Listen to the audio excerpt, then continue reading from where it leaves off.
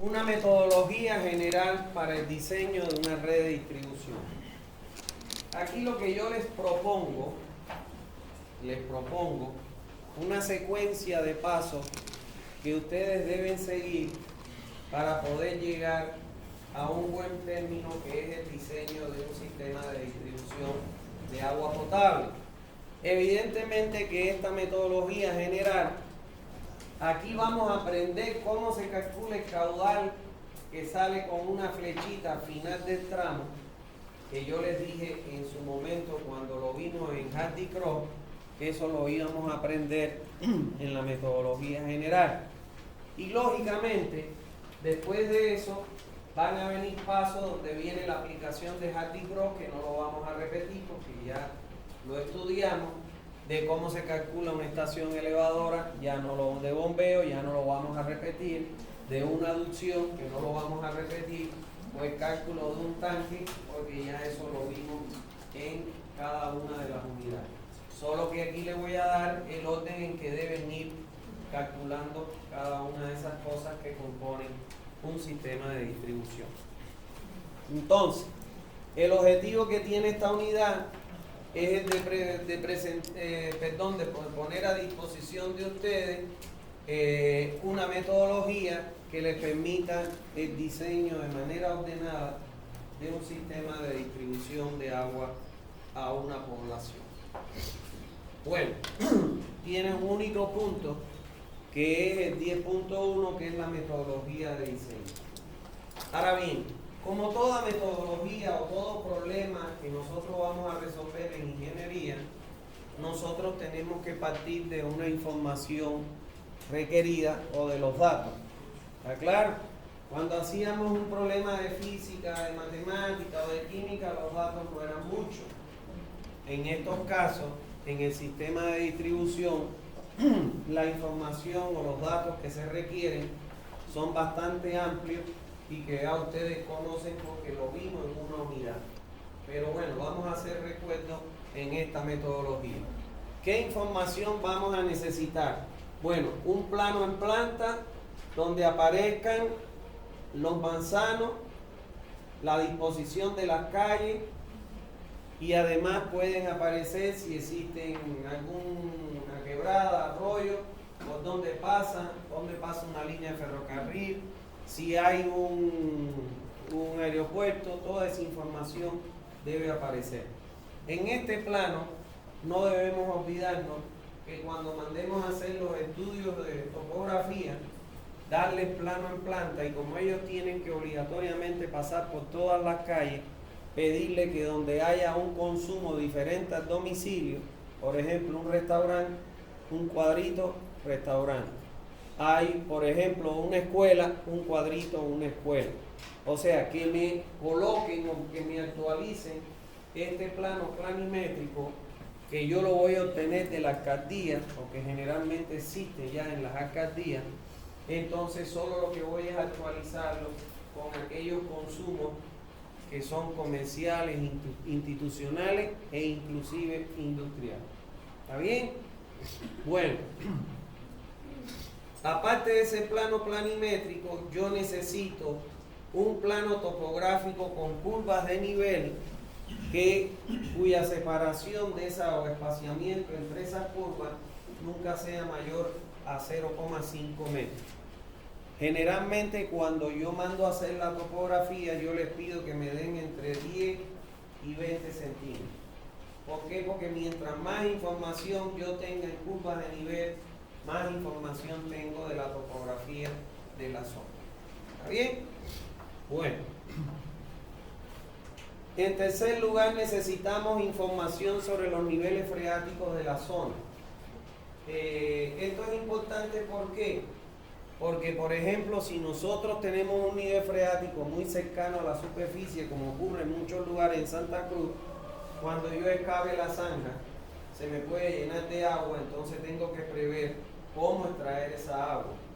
Y además, eso me va a influir en el tipo de recubrimiento de la tubería. Si normalmente la recubro con arena, ahora voy a cambiar la arena por un material granular de mayor diámetro, una grava, porque cuando suba y baje el nivel, la arena se lava, pero la grava no, para que no se me asiente el tubo y se me puedan zafar las uniones.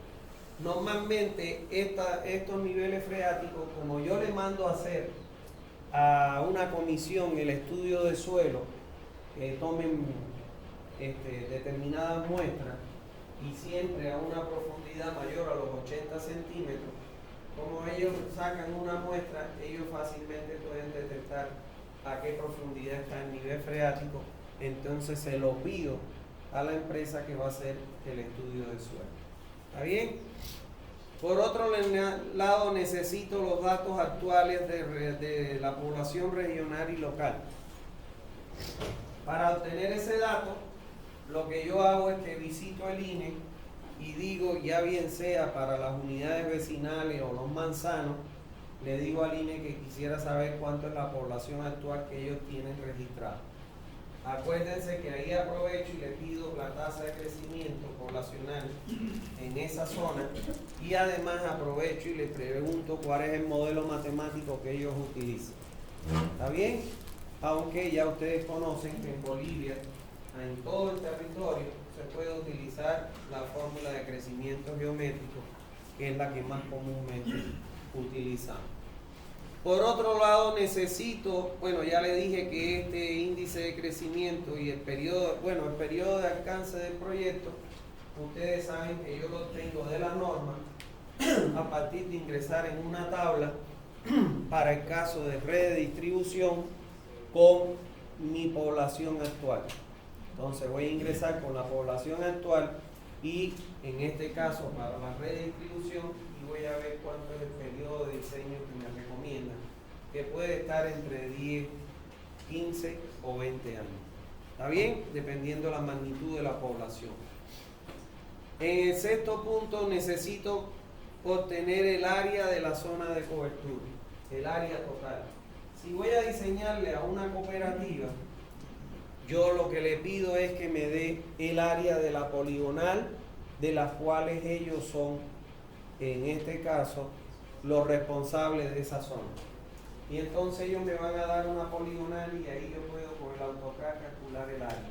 Si voy a diseñarlo una urbanización que es cerrada, entonces ellos me tienen que dar los límites de la urbanización para yo poder calcular el área de esa urbanización. Por otro lado, necesito en el punto 7 el análisis cualitativo y cuantitativo de las fuentes de agua. Yo tengo que identificar cuáles son las posibles fuentes. Recuérdense que normalmente eso yo lo hago visitando la zona, porque si ya vive gente, obviamente que esa gente está sacando agua de algún lugar. Entonces yo visito las casas, escojo determinadas casas y le pregunto de dónde usted saca el agua. Y entonces ellos mismos me van a decir las fuentes de dónde están captando agua. Puede ser que alguno me diga, yo tengo una noria en el patio, un pocito, y de ahí saco agua. O otro me diga, yo lo acarreo de un arroyo, una quebrada, un río que pasa por acá atrás, etc. Entonces, para las fuentes que hay, yo tengo que hacer un análisis cualitativo.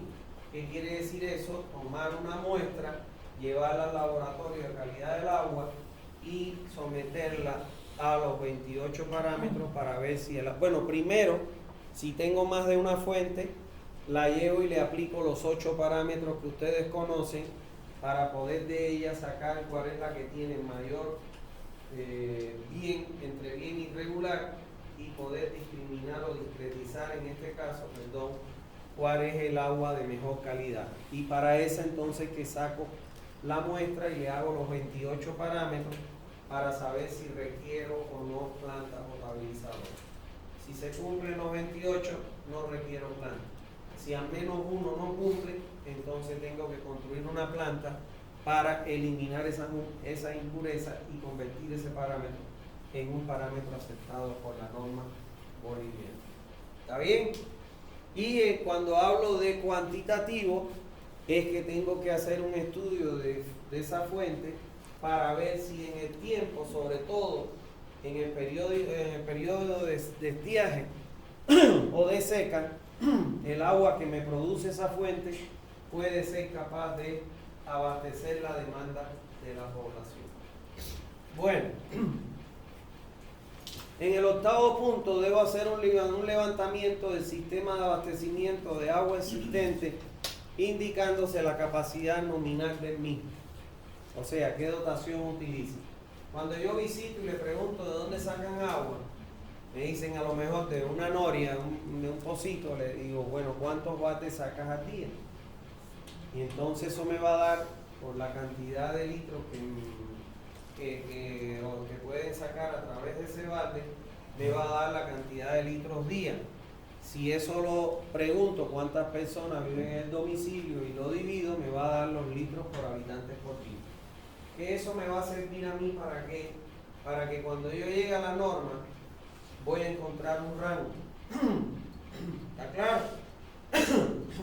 Si el valor de dotación que yo calculé es menos que el mínimo, adopto el mínimo.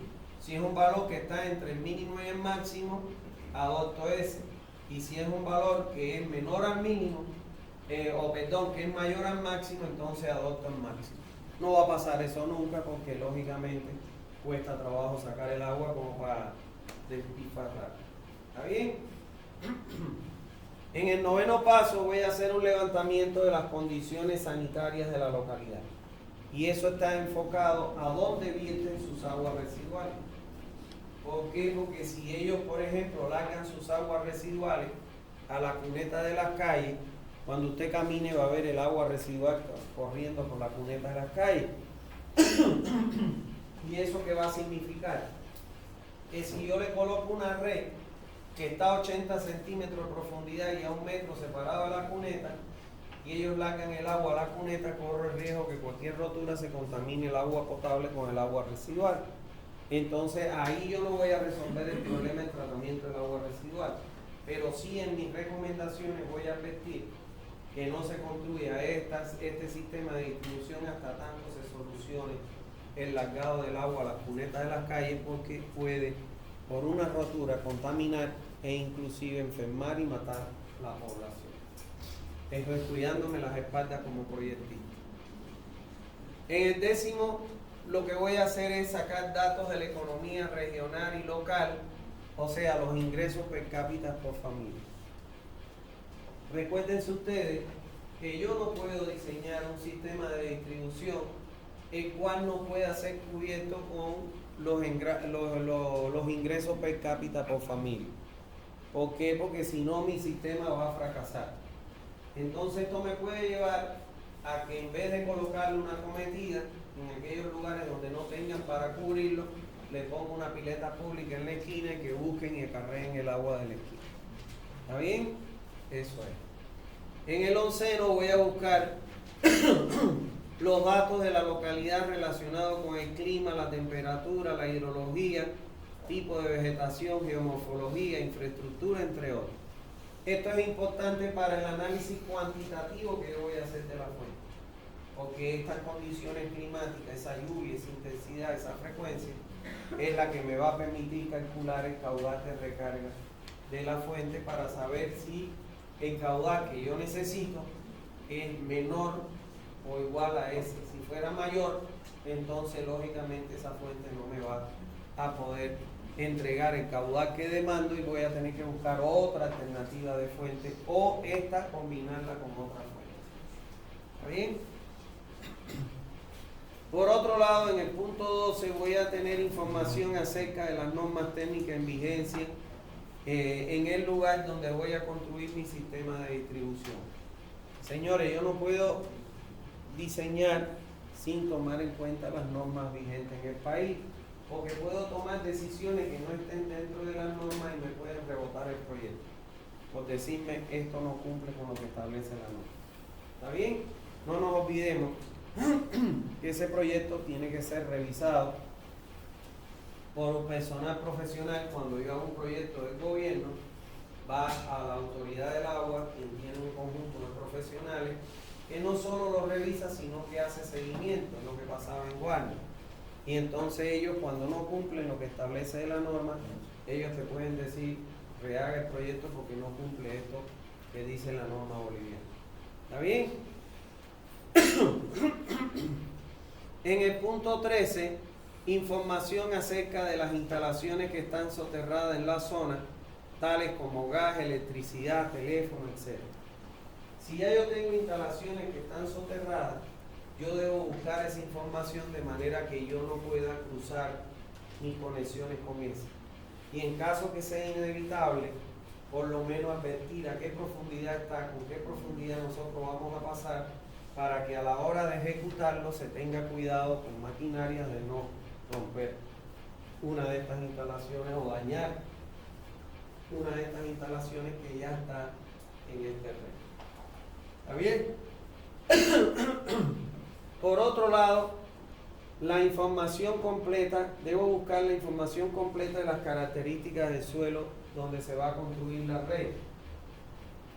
Esto es muy importante, sobre todo a la hora de presupuestar, porque por ejemplo, con muy poco que sea la zanja, que son 80 centímetros, no es como el alcantarillado, que puedo excavar hasta 5 metros, pero no es lo mismo la excavación en terreno arcilloso, areno arcilloso, limoso, que la excavación en terreno rocoso. Entonces tengo que saber qué tipo de suelo predomina en el lugar, para en base a eso, si es un suelo rocoso, bueno, voy a tener que prever el uso de explosivos, la contratación de un especialista en explosivos, voy a tener que utilizar maquinaria, etc. Que si tengo un terreno arcilloso, hasta con pico y pala lo puedo hacer, o con solo un equipo de excavación, y los costos se disminuyen mucho más. ¿Está bien? Y por otro lado, en el punto 15, debo identificar a todos los usuarios que yo le voy a entregar agua en esa área de cobertura. ¿Cómo hago esto? Como les decía, le digo a la comisión topográfica, por favor, cuando usted vea a un usuario diferente a un domicilio, póngale un cuadrito y le pone 1, por ejemplo, y dice 1 son las escuelas. Y donde hay una escuela usted lo pone, donde hay un restaurante lo pone, donde hay una cafetería o donde haya una alcaldía, etcétera, ahí que me identifique esos consumidores diferentes. ¿Por qué? Porque cuando yo hago el sistema no solo abastezco agua a la población, sino también tengo que abastecer agua para el consumo en los comercios, en las instituciones o en las industrias. ¿Está bien? Entonces no puedo dejar de considerar eso, porque si no mi sistema no les va a poder entregar agua a esa gente. ¿Está bien? Bueno, una vez que tengo toda esa información, que como ustedes pueden ver es bastante amplia, ampulosa, y que lleva tiempo, y que yo les recomiendo que no diseñen si no disponen de ella, porque pueden caer en un error que su sistema no les sirva o no funcione. Entonces eso ya cae en una actividad penal. ¿Por qué? Porque usted ha hecho invertir con su proyecto cientos de dólares, de miles de dólares o millones de dólares, y para que no funcione su sistema le van a meter una demanda penal. ¿Por qué? Por haber hecho algo que no sirve y haber hecho una inversión tan grande que no les ha dado resultados. Entonces hay que tener mucho cuidado con lo que uno proyecta y fundamentalmente con la información, disponer de toda la información. Entonces, ¿cuáles serían los pasos que debemos seguir? El primer paso, si ustedes se recuerdan, voy a hacer una pausa aquí, si ustedes se recuerdan, lo primero que nosotros hacíamos en el Hardy-Cross era enumerar los nodos, enumerar los circuitos, enumerar las tuberías. ¿No ves? Bueno, ya aquello deja de ser, de ponerse allí para transportarse en esta metodología, a convertirse en el primer paso de esta metodología. Entonces, lo primero que nosotros hacemos es, una vez que ya hayamos trazado nuestro sistema de tubería, nuestra red, recordando siempre de que no podemos, cuando tenemos sobre todo proyectos muy grandes, considerar que un manzano es un circuito, porque es un error, sobre todo porque estos software, grandes software que se usan, no emiten más de 1000 circuitos. ¿Está claro? Entonces imagínense en Santa Cruz que yo cada manzano lo considere un circuito. ¿Cuántos circuitos voy a tener? Más de 1000. No se lo voy a poder cargar al software. Entonces, en esos casos, muchas veces yo tengo que considerar dentro de una malla o un circuito más de un manzano. En Cospail hubo lugares en que yo consideré hasta 6 manzanos en un circuito o 4. ¿Por qué? Porque si lo consideraba como un manzano no me iba a entrar en mi software. Está claro que yo iba a usar. ¿Está bien? Entonces eso es importante. Entonces en este plano, una vez que usted hace ese trazado, lógicamente que usted va a enumerar las tuberías. En aquel momento las tuberías las enumerábamos con números y los nodos con letras. Yo no les recomiendo acá, porque muchas veces el abecedario se nos gasta en los nodos y necesitamos más letras. Entonces yo les recomiendo que los nodos los enumeren con números. ¿Está claro?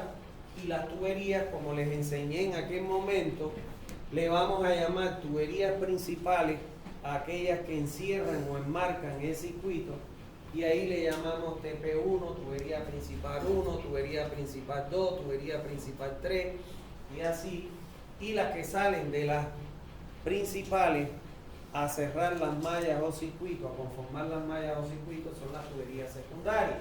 Le vamos a llamar tubería secundaria TS1, TS2, TS3. ¿Está claro? No así vamos a representar las tuberías de distribución, porque esas son aquellas que se colocan por especificaciones técnicas y cuyo diámetro se le llaman tuberías de relleno, y cuyo diámetro se debe a asumir entre 2 y 3 pulgadas, preferiblemente 3 pulgadas para no tener mucha pena. ¿Está bien? Y los nodos, eso nos permite, como esto le llamamos TP1 y esto TC1, le podemos llamar con número tranquilamente. ¿Está claro? Y a los circuitos le podemos llamar como ustedes quieran, con números romanos, circuito 1, circuito 2, circuito 3. ¿Está bien? No hay dudas hasta ahí, ¿no? Bueno, en el segundo paso, indicar en el plano de trazado de la red la ubicación de las válvulas de regulación, las válvulas ventosas, los lugares de donde se ubicarán los hidrantes y las válvulas de hidrantes. Aquí tenemos que recordar que las válvulas de regulación, que son válvulas de cortina, que tienen un vástago no deslizante, con un cabezal tipo T para ser operado con una llave T, que era la pregunta del examen. Estas válvulas se deben colocar de acuerdo aquí a la densidad de población. Si la densidad es menor a los 250 cada 1500 metros, si no me equivoco, y si la densidad es mayor a 250 cada 800 metros, que se colocan en las intersecciones de las tuberías principales o secundarias, y que su objetivo es tratar de minimizar, reducir las afectaciones por rotura, de manera que solo se cierran esas válvulas y entonces se inhabilita ese tramo y el resto sigue funcionando, porque el agua puede llegar por varios lugares, por varios puntos. En el caso de las válvulas ventosas, que yo le llamo aquí, fíjense que a esto le llamo, a las válvulas le llamo B, que es válvula, B6, si le pongo B6 es que es una válvula de 6 pulgadas y tiene la número 1. Si fuera de 4 pulgadas le pongo B4, 1, que quiere decir que es una válvula de 4 pulgadas y que es la número 1, la 2, la 3 o la 4. ¿Está claro? Esas nomenclaturas tienen que usarlas porque así van en los proyectos. ¿Está bien? Entonces, en este caso, las válvulas ventosas, yo le llamo VV-1. Es la válvula ventosa número 1. Estas válvulas ventosas se colocan en los puntos altos de la red. ¿Por qué? Porque son válvulas que me permiten evacuar los bolsones de aire que se acumulan en esos puntos y evitar que vayan por las acometidas, marcándole el medidor y cobrándole como si fuera agua, pero le estoy entregando aire, realmente. Ahora, lo otro es la ubicación de los hidrantes. Recordar que las válvulas hidrantes, yo le llamo aquí, fíjense ustedes, al hidrante le llamo H1, H2, H3. Hidrante número 1, número 2, número 3. Y que siempre los hidrantes se conectan en tuberías cuyo diámetro sea mayor o igual a 4 pulgadas. Porque la tubería que sale de la red para conectar a un hidrante es de 4 pulgadas siempre. ¿Está claro? Entonces no puedo conectar en un tubo de 2 una cometida de 4 para sacar un hidrante, a darle agua a un hidrante. Tiene que ser, los debo conectar como mínimo en tuberías de 4 pulgadas o mayor. Ahora bien, en el tramo que conecta la captación del agua de la red hacia el hidrante, yo coloco en las aceras, en ese tramo intermedio, coloco lo que se llama una válvula de hidrante. Esa válvula de hidrante es para evitar que si en el hidrante me lo abren, se saque el agua y ellos no sepan de que hay una válvula que me regule el paso al hidrante. Cuando viene un bombero, que ellos tienen las llavecitas especiales, lo primero que hace es sacar la tapa y abrir esa válvula para habilitar el agua en el hidrante. Y después conectan su manguera y ahí abren el hidrante hasta llenar el carro. Cuando terminen lo cierran para que venga el otro o el mismo y de vuelta poder llenar su camión cisterna. A esas válvulas de hidrante yo le llamo BH1. ¿Qué significa BH? Válvula de hidrante número 1. ¿Qué diámetro tiene esa válvula de hidrante? 4 pulgadas, porque la tubería en que la voy a conectar siempre es de 4 pulgadas. Por eso, para no confundir, no le pongo válvula 4, sino pongo válvula de hidrante y ya ustedes automáticamente, como profesionales que son, saben que es una válvula de 4 pulgadas. Recordar que los hidrantes se colocan en las esquinas, encima de las aceras, y además se colocan cada 500 metros según la norma boliviana. ¿Está bien? Eso es. Bueno, y por otro lado, ya están todas las válvulas que se colocan y que lógicamente tenemos que tener siempre presente las recomendaciones de la norma para colocar cada uno de estos accesorios. ¿Está bien?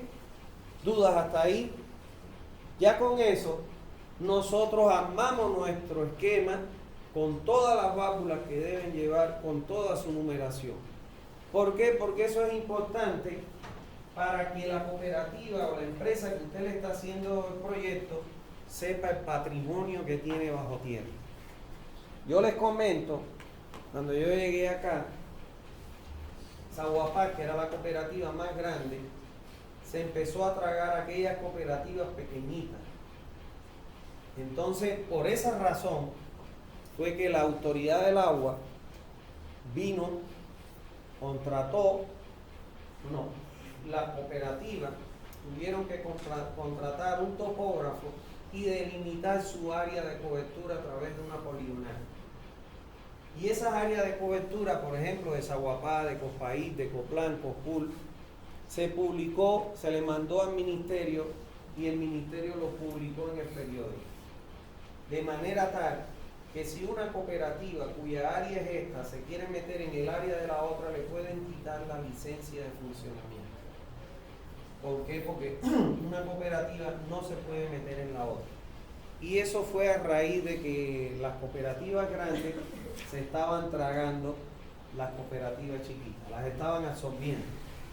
Y entonces, ¿qué pasaba? El problema no era que la absorbieran, sino el problema es que estas cooperativas, como fueron aportes de cada usuario de nosotros, yo en este caso estoy en el área de Zaguapá, le aporto a Zaguapá, me cobran, y yo tengo una acción sobre esa cooperativa. Entonces, cuando quisieron recuperar para vender esa red, esa cooperativa, para vender su red a Zaguapá, no tenían en cuenta cuánto era su patrimonio. Y entonces se la daban a precio de gallina muerta. ¿Está claro? Entonces esa fue la razón por la que intervino la autoridad del agua y creó esos sistemas. Ahora, ¿por qué ellos no le pedían, no sabían cuánto le debían pedir? Porque no tenían idea de lo que había enterrado en su área, de lo cual ellos eran responsables. Por eso con esto, cuando usted haga las tablas, ahí le va a quedar cuántas válvulas de 6 hay, cuántas válvulas de 4, de 2, cuántos hidrantes, y entonces y ahí usted puede sacar el patrimonio.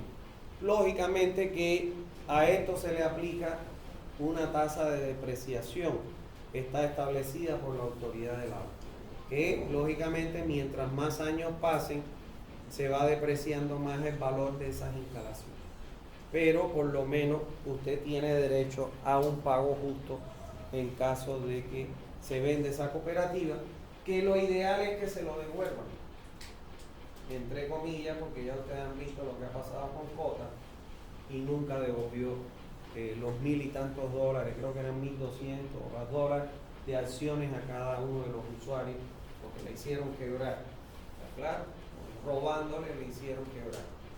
Bueno, entonces, una vez que ya usted tiene todo esto ya identificado, ahora pasamos al tercer paso, donde voy a determinar el área total de la superficie de cobertura. Señores, es importante esto, tomar en cuenta el área total, porque cuando yo vaya a poner mis objetivos generales y objetivos particulares, entonces yo ahí en esa misma unidad voy a poner, eso hago yo, los límites espaciales y temporales. Cuando hablo de límite espacial, el área que ellos me dicen que quieren que yo cubra con mi red de distribución, esa área yo la mido de acuerdo a su poligonal con el AutoCAD y voy a obtener esa área en hectáreas. Y ese es mi límite espacial. Porque si en un futuro, como ocurrió aquí en Santa Cruz, ellos quieren crecer para otra área fuera de ellos, y no funcione, ya no es responsabilidad mía, porque todo lo que esté dentro de esta área sí tiene que ser cubierto con mi red y tiene que funcionar. Si no funciona, es responsabilidad mía. Y además de ello, le digo el límite temporal. ¿Por qué? Porque el límite temporal, cuando yo entro con mi población actual y defino mi periodo de diseño, vamos a suponer 20 años, quiere decir que toda la población que se asiente durante esos 20 años, el sistema que yo he diseñado tiene la capacidad para dotarle la cantidad de agua con la presión requerida y la calidad que demanda la norma. Si ya después de los 20 años, en el 21, quieren darle agua a los nuevos personas que se asientan, evidentemente que el sistema no tiene la capacidad para entregar el nuevo volumen que va a demandar esas personas. Entonces ahí tiene dos opciones: o calcula una red nueva, o la red que existe hace recálculo para una ampliación. ¿Está claro? Eso es. Bueno, en el cuarto paso voy a definir los criterios básicos para el diseño. Estos criterios básicos, algunos ya los tuve y otros los saco según la normativa en vigencia en el país. Población actual, la que saqué del INE. Periodo de diseño, la que ingresé con la población actual en la tabla de la norma y obtuve el periodo de diseño. Población de diseño es la que yo proyecto a partir de la actual usando la fórmula de crecimiento geométrico, donde tomo en cuenta el periodo de diseño y la variación anual de la dotación, que oscila entre el 0,5 y el 2%. El área total de cobertura, la que obtuve en el paso anterior. La densidad de población la obtengo de dividir, ¿qué cosa? El área total entre la población futura. Y me va a dar la cantidad de habitantes por hectárea. El tipo de consumidores, bueno, si tengo dotación domiciliar media diaria, esa la saco de la tabla con mi población actual. Si me encuentro en los valles, en los llanos, en el altiplano, y con la magnitud de la población saco mi dotación actual. Medio. La dotación comercial, veo los comercios que tengo identificados y voy a la tabla que ya ustedes conocen y saco la dotación que me recomienda la norma para ese tipo de comercio. Aquí no va a aparecer un valor único, van a aparecer varios valores en función de los comercios que tengan. La dotación institucional, lo mismo. Identifico todas las dotaciones institucionales y bueno, voy a ir a la norma y colocar esos valores. Y la dotación industrial, dependiendo del tipo de industria, pues voy a ingresar en la tabla y voy a sacar su dotación industrial. ¿Está bien? Bueno, en el quinto paso, perdón, un poquito de agua.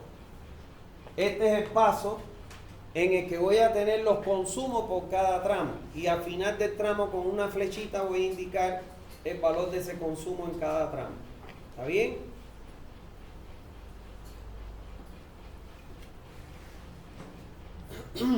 Esto es lo que nos estaba faltando en el Hardy Cross, si se acuerdan. ¿Está claro? Porque en el Hardy Cross yo les puse la red en el ejemplo y ya les decía que aquí los caudales que salían, que son los caudales de consumo en cada tramo.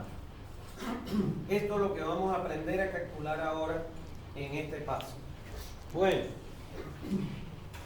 para calcular ese caudal, lo primero que hacemos es obtener el área de influencia de cada tramo a partir de subdividir el área de cobertura aplicando el método de la bisectriz, que es el que se utiliza. Podrían utilizar el método de la mediatriz, pero el que más se utiliza por la facilidad y por lo cómodo es el método de la bisectriz.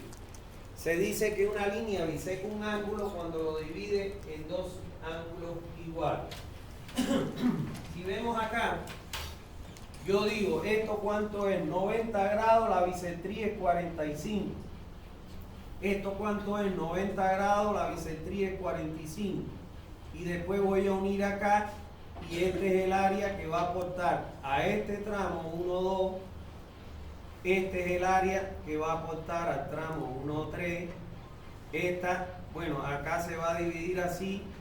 Y entonces aquí voy a tener el área que va a aportar, que sería A3 y A4. La suma de los dos que aporta el tramo 3, 5 y el tramo 2, 3, esta sería A5. O sea que voy a bisecar, biseco, biseco y donde se une uno con una línea recta. Esto, vamos a sacarlo aquí en grande. Vamos a suponer que esto es 90, biseco, biseco, las prolongo hasta que se corten. Aquí biseco, biseco, las prolongo hasta que se corten. Y donde se corten, ahí las voy a unir. Eso es. Y esto es lo que me va a dar el área de aportación a este tramo. Esto me va a dar el área de aportación a este tramo y así sucesivamente. Ahora, recuérdense que acá adentro usted puede tener varios manzanos, ¿no? ¿Está claro? Eso es, dependiendo de la magnitud, la cantidad de manzanos y el límite de su software, entonces usted va a tener que muchas veces considerar dentro de una malla o un circuito varios manzanos. ¿Se entiende eso? Ya lo habíamos visto, pero bueno, se lo estoy haciendo recordar. Entonces, para efectuar esta subdivisión se toma como referencia los circuitos que componen la red que vamos a calcular. Como aquí tenemos dos circuitos, entonces dice, es importante tener presente que en un circuito puede incluirse más de un manzano. ¿Está bien? Por lo que dentro del área de influencia de un tramo de tubería entrará un área que puede abarcar más de un manzano. Por ejemplo, este circuito abarca 4 manzanos. Cuando yo les he diseñado las urbanizaciones, los sistemas de distribución, yo me doy el lujo de, como son chiquitas, me doy el lujo de considerar un manzano, un circuito por un manzano. Y así me da el diámetro de todos los tramos de tubería, ¿no ves? Pero cuando tengo ya un área como Santa Cruz o Guardia o el Torno, que ya es cientos de miles de manzanos, entonces ahí ya me voy buscando lógicamente el número de manzanos que debo incluir para no sobrepasar los 1000 circuitos. ¿Está bien? Entonces eso es una cosa que usted tiene que contar el número de manzanos y entonces ver cuántos son, 3000. Ah, bueno, si son 3000, voy a tener que agrupar porque no me va a alcanzar para poder meterlo en el sol. ¿Se entendido, señores? No hay duda. Si tienen duda, pregúntenme. Recuérdense que ustedes están aprendiendo no solo para el examen, están aprendiendo para su vida profesional. ¿Está claro? Entonces eso es importante. Bueno, una vez que ya nosotros discretizamos los tramos de influencia de cada tubería, porque ¿qué significa esta área? Que el agua que yo voy a entregar a todos los usuarios que se asienten dentro de esta área tiene que pasar por la tubería TP1. ¿Me entienden? Ese es el sentido físico. El agua que va a pasar por la tubería TP2 es la que va a abastecer a todos los usuarios que se asienten en esa área que alimenta o que es el área de influencia de esa tubería. Entonces, en el inciso B, vamos a determinar el área de influencia de cada tramo. Eso es muy simple. En el plano, con el AutoCAD, pinchamos la paleta de área y entonces pisamos los puntos que cierran hasta cerrar esa área. Y ese valor que me da es el área que lo voy a expresar en esta área en cada tramo de influencia. ¿Está claro? Eso es lo que hago. En el inciso C, ahora voy a calcular cuánto es el caudal que va a consumirse en esta área y ese es el valor que voy a colocar con una flechita indicándola al final del tramo. ¿Está claro? Que era lo que ya aparecía cuando vino el ejemplo de Hardy Cross, que yo les dije, aquí vamos a ver cómo se calcula ese caudal, que ustedes lo saben calcular, solo que aquí les doy esta tabla que les permite organizar ese cálculo de manera más sencilla. Para la realización de este cálculo se recomienda usar esta tabla, de la cual vamos a ver ahora una memoria de cálculo de qué es lo que se debe hacer en cada una de esas 11 columnas. ¿Está bien? Entonces, la memoria de cálculo de la tabla es en la columna número 1 se va a colocar el nombre asignado al tramo de tubería que se analiza. Vamos a suponer en el tramo comprendido entre la cámara, entre el nodo 1 y el nodo 2, la tubería yo le he llamado que es TP1, tubería principal número 1. Ahí voy a colocar en la primera columna el nombre que le he asignado a las tuberías. Ahí van a aparecer todas las tuberías habidas y por haber dentro de su red. En TP y en TS, porque solo llegamos hasta la tubería secundaria. ¿Está bien? En la columna 2 y 3, en la 2 voy a colocar el nodo, el número del nodo que inicia el tramo. Y aquí hay algo importante. ¿Se acuerdan ustedes? Buenas noches. Pide por lo menos permiso para entrar, ¿no? ¿Ya? Bueno, en la columna 2 y 3, nosotros vamos a colocar en la 2 el número del nodo que inicia el tramo. Y en el nodo final, en la 3, voy a colocar el nodo que finaliza el tramo. Ahora, escuchen esto.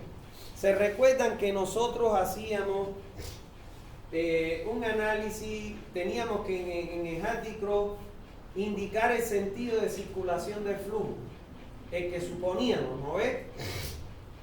Ese punto de allá se traslada acá.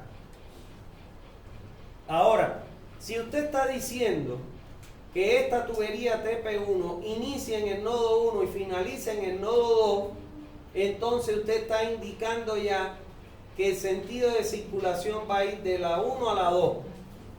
O sea, del nodo 1 al nodo 2, y ya usted le puede indicar ahí con una flechita que ese es el sentido de circulación que usted está suponiendo. Ahora, si usted dice que del 1 al 3, fíjense usted, tubería inicial y final la 3, entonces ya aquí usted puede indicar con una flechita que va desde la 1 hasta la 3 el sentido de circulación que yo estoy suponiendo, que ustedes están suponiendo, que ese no tiene por qué ser el real. El real es el que me va a devolver Anticross o el software que yo calculo. ¿Está bien? Y entonces ahí voy colocando, por ejemplo, yo estoy diciendo aquí que la tubería TP1, el agua va a circular del nodo inicial hasta el nodo final, que es el 2. Y ahí le pongo mi flechita.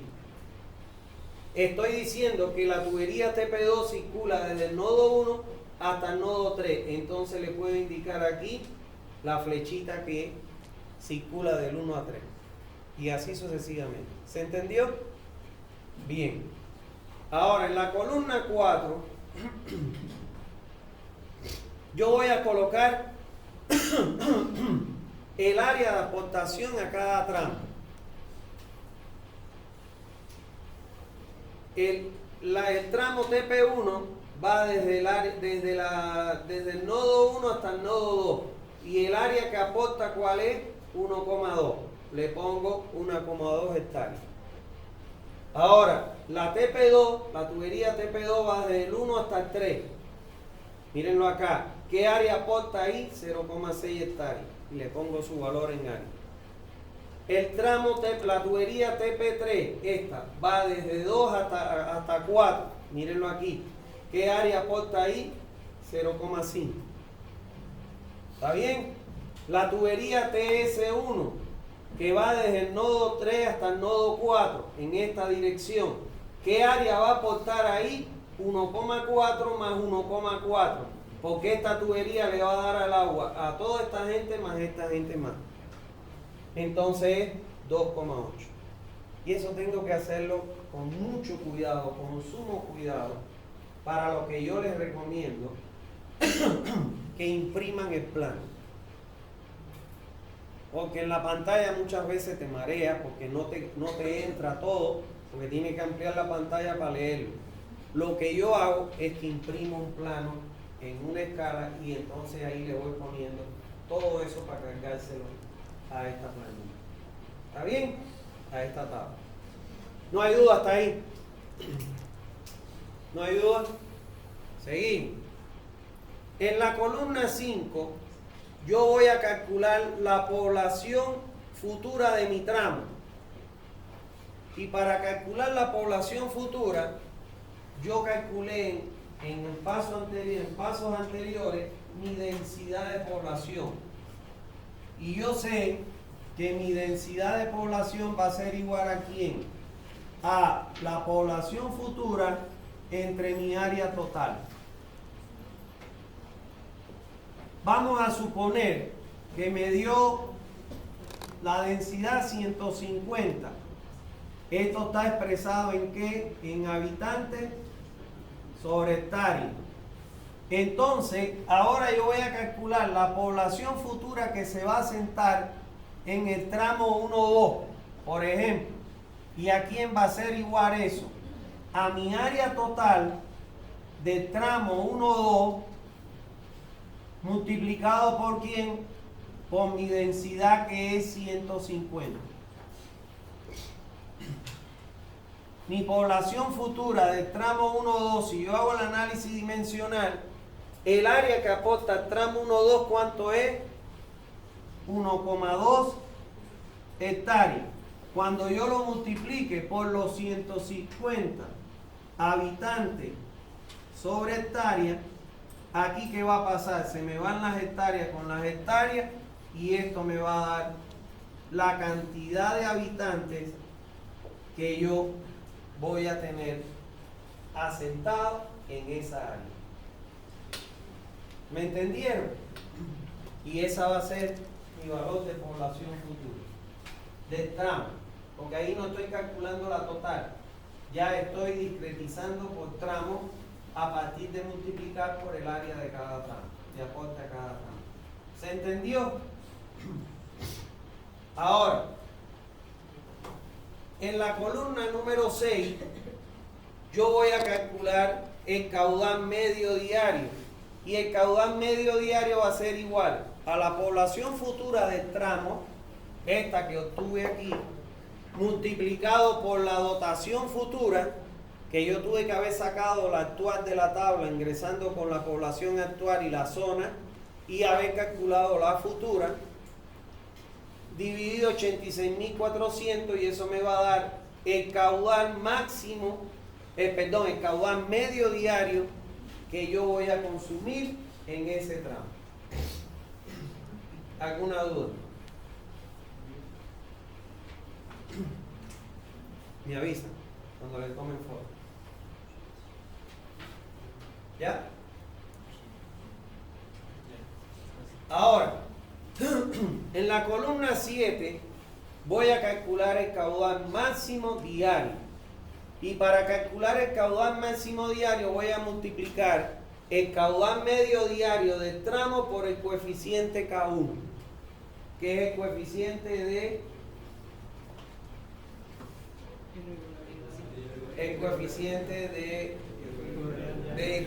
irregularidad diaria. Coeficiente de irregularidad diaria. Ese valor de K1, yo voy a tener un único valor, ingresando con la población futura total en la tabla, y me va a dar un valor de K1. Igual voy a hacer lo mismo para la tabla de K2 y me va a dar un solo valor. Ese valor de K1 aquí lo voy a multiplicar por ¿quién? Por este caudal medio diario, y eso me va a dar el valor de caudal máximo diario para cada tramo. ¿Está bien? Ahora, en la columna 8 voy a calcular el caudal máximo horario, que es el pico, y lo voy a obtener multiplicando a K2 por el caudal máximo diario, y voy a obtener el valor para cada tramo. No hay duda, ¿no?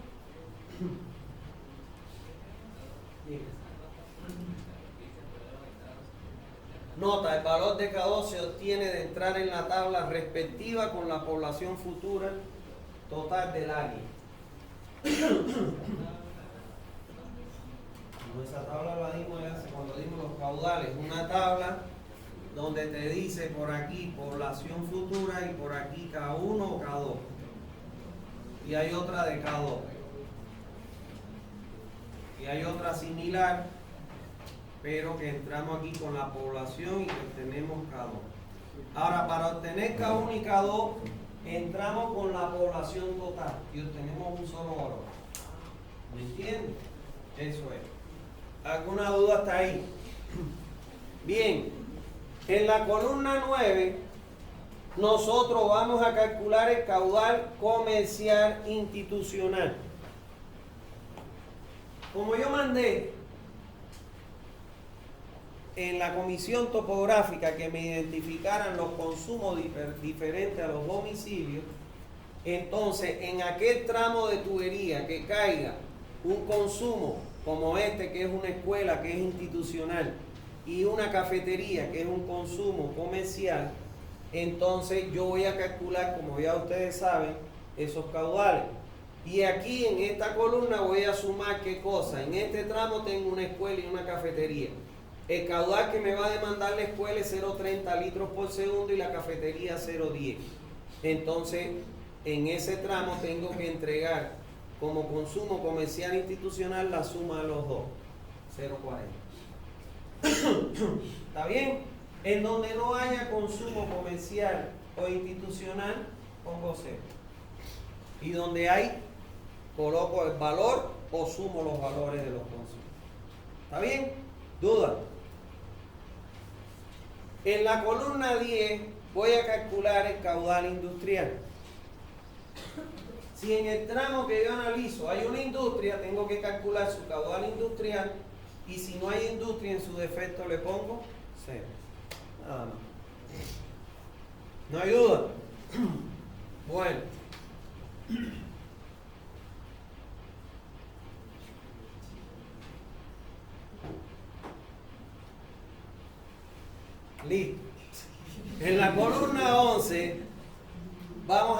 calcular ya el caudal de diseño del tramo.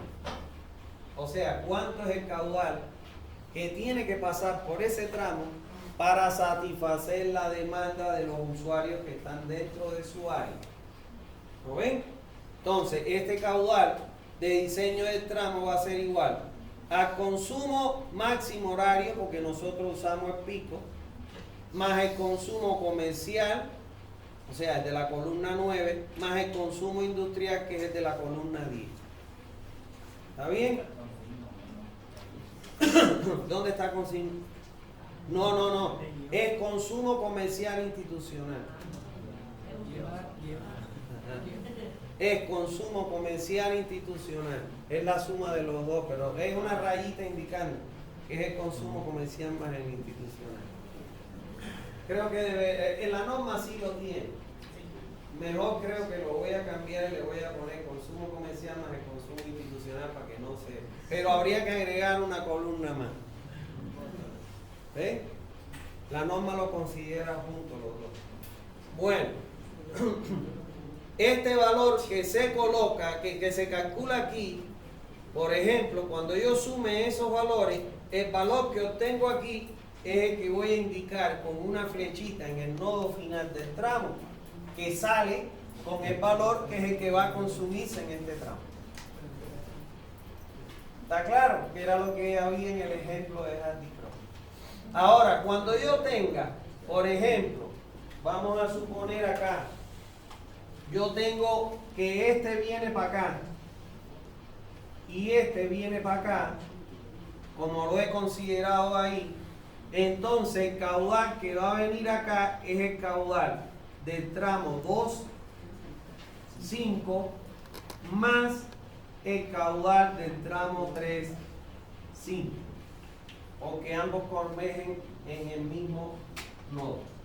Cuando dos líneas converjan, dos tuberías converjan en un mismo nodo, sumo los aportes de los caudales. E indico con una flecha la suma de ellos. Eso es. Nada más. ¿Alguna duda hasta ahí? Ya con eso, y como ya yo tengo fijada, la flecha, como les dije, ya con eso ahora que me queda aplicar Hardy Cross. Ahora, es importante que ustedes sepan que la suma de los caudales que se quedan en cada nodo es igual a quién, al caudal de diseño que ingresa por el nodo en que voy a incorporar ese caudal. ¿Me entienden? O sea que si esto suma 10, lo que ingresa aquí, ¿cuánto es? 10. Pueden encontrarse una bibliografía en que le sumen eso más un 15% de ese caudal como pérdida. Pero yo no se lo recomiendo, porque eso lo que te va a dar es exagerar tu tubería. ¿Me entiendes? Eso. Hay quien le suma el 15% de las pérdidas que normalmente pueden ocurrir por fuga y dicen que el caudal es de 10 más el 15%. Pero no, yo no lo recomiendo. Ustedes pongan ahí el valor que dé la suma de los caudales salientes de cada tramo. ¿Está bien? Entonces, en el séptimo paso que vamos a hacer, calcular la red mediante la aplicación de Hardy Cross, donde nuestro esquema de partida, ¿cuál es? Este que hemos obtenido acá. Entonces, en el séptimo paso, voy a calcular la red aplicando Hardy Cross o el software que utilicen. Ahí Hardy Cross es lo que vimos en la metodología propuesta en el acápite 7.13 del capítulo 7. Que no lo vamos a repetir porque ya eso lo estudiamos, lo vimos, hicimos un ejemplo, todo eso. En el octavo paso vamos a calcular el tanque de almacenamiento. Para dimensionar el tanque o hacer este cálculo, utilizaremos la metodología propuesta en el acápite 6.9 del capítulo 6. ¿Está bien? Lo aplicamos íntegro ahí. En el noveno paso vamos a diseñar la estación de bombeo.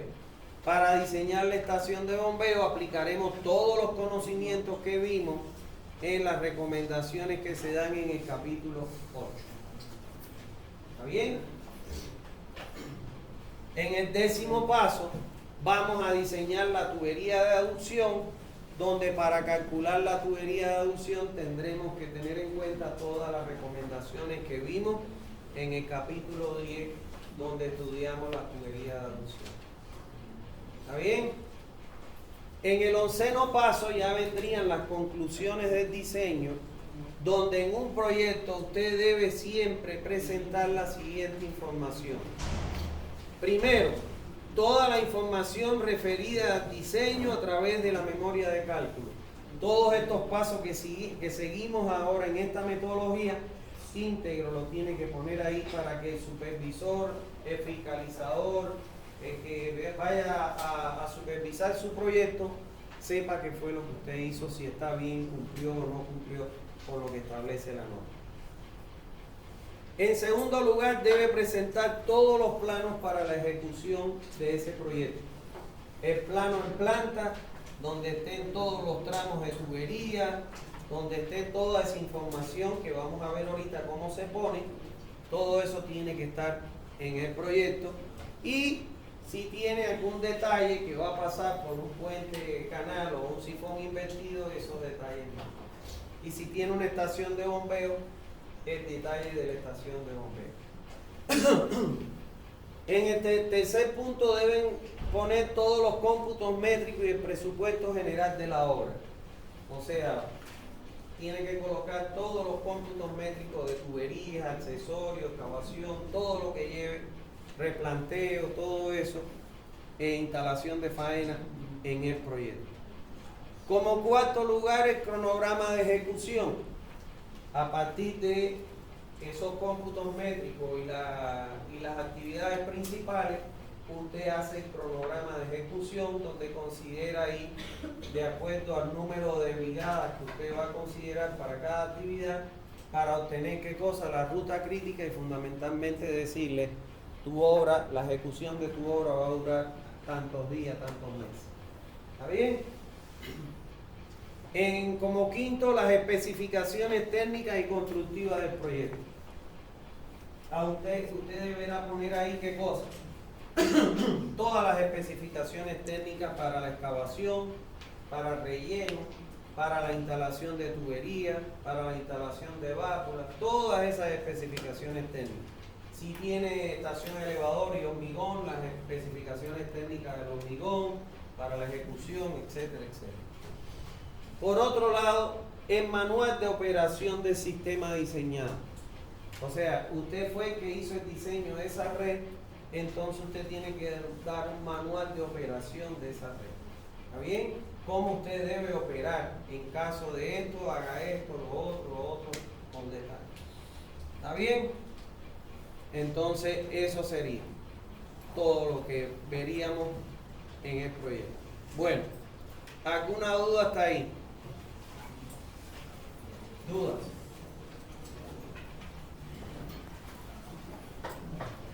¿No hay duda? Les deseo una feliz tarde noche. Nos vemos el próximo miércoles, que terminamos la parte lectiva.